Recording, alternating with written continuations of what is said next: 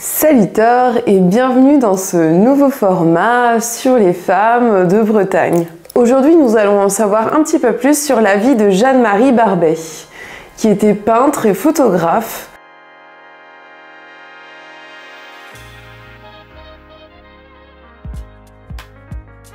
Jeanne-Marie est née à Paris en 1876 de parents bretons. À travers ses œuvres, elle dresse un portrait du pays de Gourin. Elle est issue du milieu modeste et devient professeure de dessin des écoles primaires de la ville de Paris pour subvenir à ses besoins. Et son frère Auguste vient s'installer à Gourin dans le Morbihan en 1900. Le jeune homme tient un hôtel-restaurant. Et parallèlement, il fait également des photos de la vie locale qu'il édite en carte postale. Jeanne-Marie passait toutes ses vacances chez son frère et repartait à Paris en emportant avec elle des images, des paysages, des portraits, des scènes de la vie rurale qui nourriront son inspiration une fois de retour dans son atelier à Paris.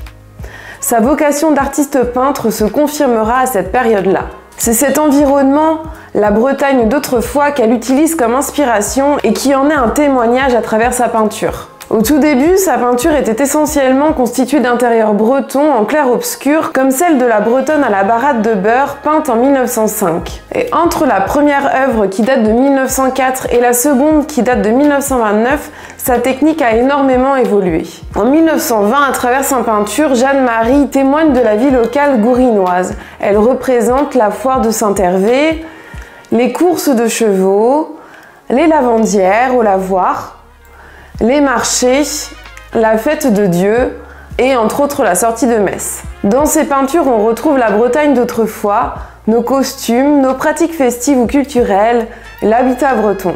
Jeanne-Marie est une amie d'Anatole Lebras qui était écrivain, traducteur, poète, historien et collecteur breton, et Jeanne-Marie parlait breton.